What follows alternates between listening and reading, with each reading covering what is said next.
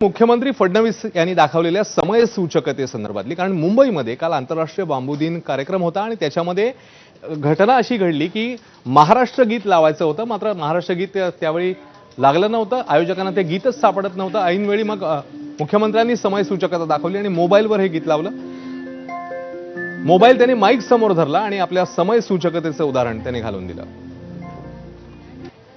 या ठिकाणी या कार्यक्रमाची सांगता आपण राज्यगीताने करत आहोत.